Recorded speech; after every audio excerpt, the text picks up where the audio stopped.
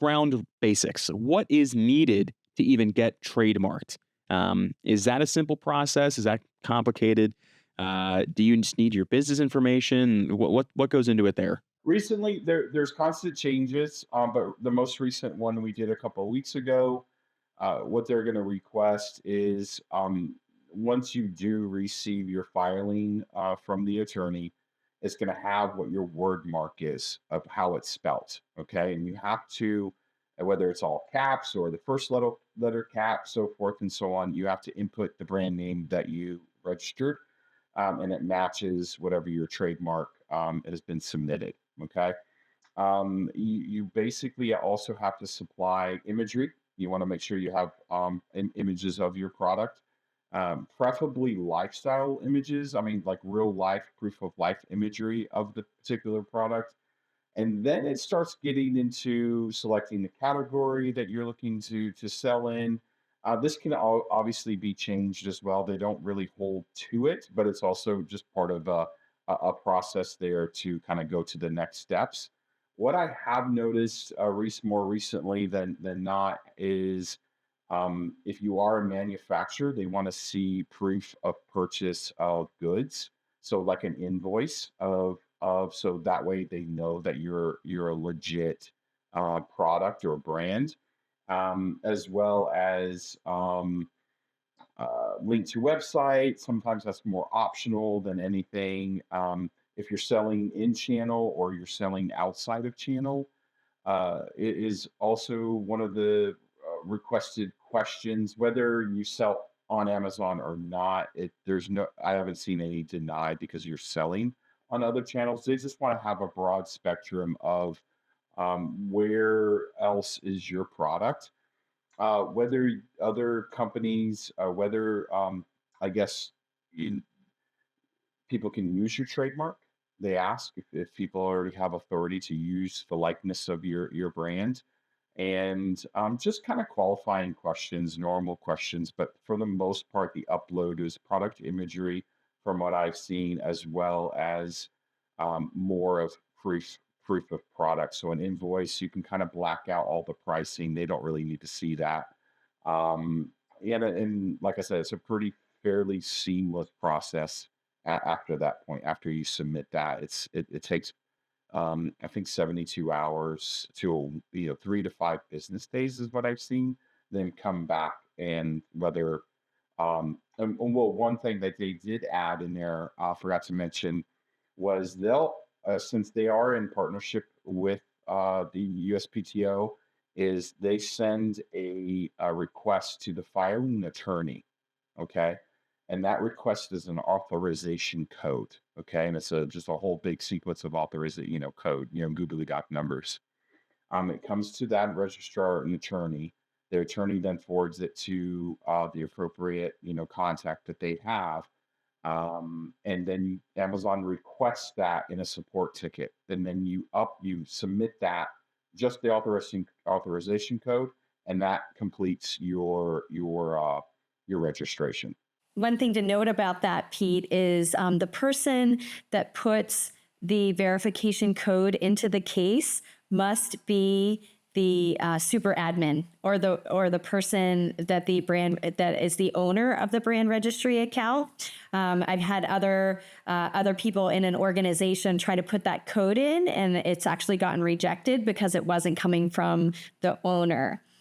Another pitfall to watch out for is if your packaging is not exactly the same as the trademark. For example, capitalization or spaces. If you have a space in your words, the packaging must mirror that exactly. And I have also had where Brand Registry has requested an image of the UPC code, and we know that Amazon and GS1 have a partnership, and so that brand name should also be reflecting properly in the GS1 database. Yes, this is all, like I said, this is all just giving more information to people that aren't at this process yet. This is perfect. This is exactly kind of what I wanted this be about today. So after you've got your trademark, after you're ready to go, you get connected with IP Accelerator, boom, what is the timeline we're seeing for people to get approved for the trademark? Like, what is like? Is that like months? Is that a couple weeks? A couple days? Yeah, we're seeing it used to be if you didn't use the IP accelerator, it could take like 6 months, right? It was a long time. I think Amazon, really is stepped up their game, and I'm seeing it 2 weeks. Barring that, you can get that authorization code. So I think that that's one of the snags that we do see. And then, like Lisa alluded to, is them submitting it with the wrong, not having the proper login, right, and submitting that code. So yeah, so I if everything goes smoothly and you do it properly, I think 2 weeks, 2 to 3 weeks, you're able to get the brand attached, and then you can start rocking and rolling. And you have to wait that whole time, like before you can get brand registered, or is there anything that you can do in between?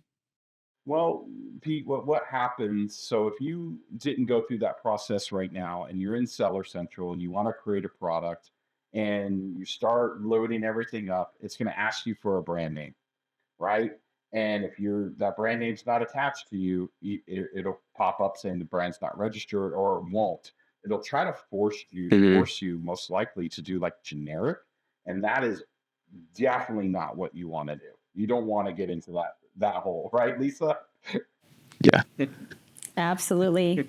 We don't recommend that at all. To get out of that, it's going to be even longer process. So yeah, about Yeah. 2 weeks. But in between that time, there's a lot of different things that you could be doing. Is really getting your master product sheet ready to go, getting your copy all written. You can get all your imagery intact, and really just get all that done. So when you're ready, you're just loading products at that point. So that's Mhm. part of that process to, instead of waiting 2 weeks and then starting that process, you can get it all done while you're waiting. Very, very cool. But you can't submit like a trademark in uh, approval process to get brand registered. Is that not? Does Amazon not allow that anymore? Um, They used to, back in the day, from what I remember, they used to give you temporary brand approval. But I think that really bit Amazon, where no one would follow through with that. And then you had this brand, the products attached to it, but there's no brand, right? And no mhm. trademark or anything like that. So Amazon's really just cleaned it up. And even I think that's part of that authorization code, because that's fairly new too. Where Johnny is like, here, I'll doctor some, but their partnership levels and their systems are crawling, like the GS1 are looking at Mhm. everything. So a lot of automation tools are being put in place to stop the fraud, stop from bad actors from coming into play.